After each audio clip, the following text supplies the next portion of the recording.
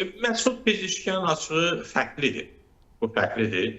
Yəni o Türk kimliyi ilə siyasi mübarizəyə qarışan və mən atam türkdür, anam türkdür deyərək bütün o mücadiləni və yaxud da o güruhu qarşısına alan bir şəxsdən, bir zatdan gedir söhbət. Və bugün artıq İranın prezidentidir və təbii ki, mən əminəm ki, orada yalnız İran türkləri deyil, İranda yaşayan digər o milli azlıqlar da onu dəstəklədi, onu müdafiə elədilər.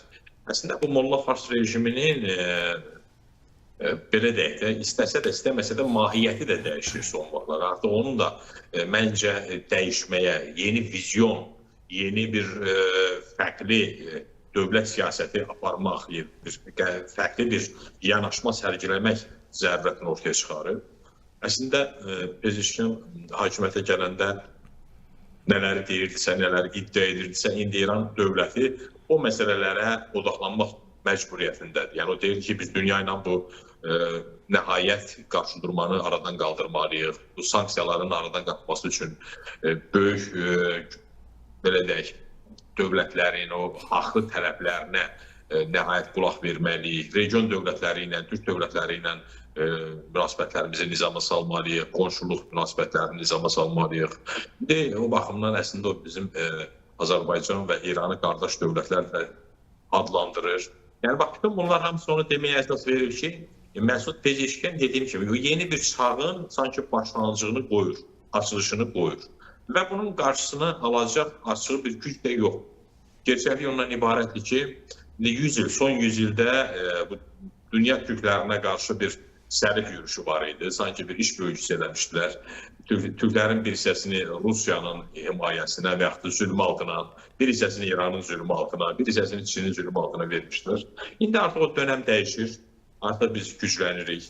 Müstəqil Türk dövlətləri meydana çıxıb. Artıq Türk dövlətləri getdikcə özləri qaynayır, qarışır və dünyada sülhün, təhlükəsizliyin güclənməsinə bir fayda verir. Yəni, bu da önəmlidir.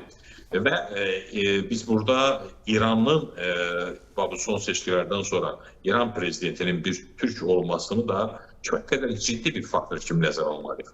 Deməli, artıq o ənənəvi paradigmalar işləmir. Üstəlik də artıq millət öz gücünü görür, öz iradəsini ortaya qoyur. Yəni, biz bu 24-cü ilin yayında keçirilən seçkilərdə kifayət qədər ciddi bir mübarizəni gördük. Yəni, orada açığı Fars millətçilərinin öz namizədləri var idi, rejimin öz namizədləri var idi. Amma məhz 50 milyonluq Güney türkləri, Azərbaycan Güneyini nəzərdə tuturam, onların iradəsi fərqli bir siyasi nəticə ortaya qoydu. Və nəticədə Məsud Pezeşkan prezident seçildi. Və o gələndən sonra da mən düşünürəm ki, İrana hər fürsətdə sanki dəyişikliyin vacibliyini anlatmağa çalışır. Hər fürsətdə yeni bir dönəmin, yeni düzənin yarandığını və ənənəvi yanaşmaların artıq yararsız olduğunu deyir, diktə edir və məncə yavaş-yavaş İran siyasətində bir şeylər dəyişməyə başlayır. Bax, elə bu İran-Azərbaycan münasibətlərində də mən əminəm ki, bir çox şeylər dəyişir və dəyişəcək. Məsələn, nələr Əli bəy, nələr məsələn? Məsələn, yəqin ki, artıq bizim iqtisadi əməkdaşlığımız dərinləşəcək. Yəqin ki, bir çox siyasi məsələlərə fərqli baxışlar aradan qalxacaq. Məsələn, Zəngəzur dəhlizi məsələsi. İran ona hər dəfə az qala bir faciəyə çevirirdi, qırmızı xəttdən danışırdı. Məsələn, mən Məsud Pezeşkandan bir dəfə də rast gəlmədim ki, desin ki, Zəngəzur bizim qırmızı xəttimizdir, bu zərərlidir falan.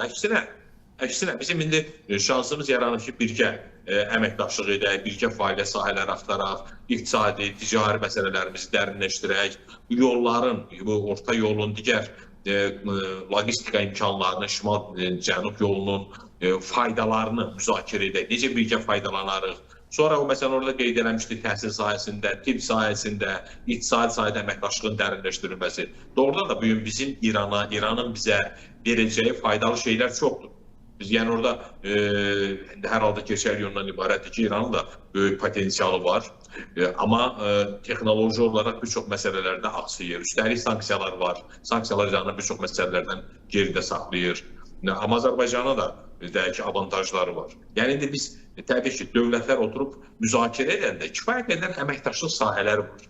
Və təsəvvür edin ki, bizə İrandan daiminə göndərirlər, narkotika göndərirlər, nə bilim, müəyyən o dini, ideoloji ideyalar göndərirlər falan. Amma indi onun əvəzinə biz əməkdaşlıq edə bilirik, birgə müəssisələr qura bilirik, iqtisadiyyatımızı qaldıra bilirik, uğurlarımızdan, o texnoloji uğurlarımızdan faydalanırıq və s. Yəni əslində bugün İranla Azərbaycan arasında siyasi münasibətlərin də hesablanması, bu da çox önəmlidir. Yəni kifayət qədər sahələr var ki, biz orada faydalı ola bilərik. İran bizə, biz İrana. Bizim orada 50 milyonluq insanımız var. Onların öz dilində təhsil almasına, öz universitetlərinin yaranmasına, təhsil sisteminin güclənməsinə biz fayda verə bilərik. Çünki bizdə artıq kifayət qədər bu sahədə təcrübəmiz var. Düzdür, orada Prezident Pezişkan hakimiyyətə gələndən sonra çalışır Konstitusiyanın 15-ci maddəsinin gerçəkləşməsi istiqamətində. Amma dediyim kimi bizdə artıq dərs vəsaitləri var, proqramlar var. Yəni İranda türk dilinin tədrisi ilə bağlı biz çox böyük faydalar verə bilərik. İran əhalisinin əhəmiyyətli bir hissəsi gənclərdir. Onların oxuması, Azərbaycan təhsil sistemində onların belə deyək, maariflənməsi, bu da bir vacib sahədir. Məsələn, təbabətlə bağlı, məsələn, İranın bilirik ki, o sahədə müəyyən uğurları var. O da Azərbaycanla bir çox şeyləri görüşə bilir.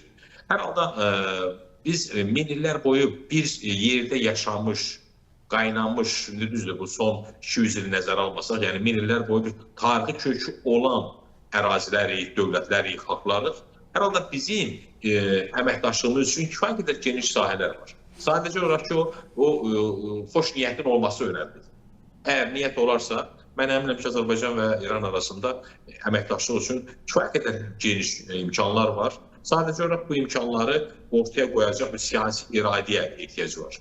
Mən ümid edirəm ki, Məsud Pezişkan həmin o siyasi iradəni gerçəkləşdirəcək.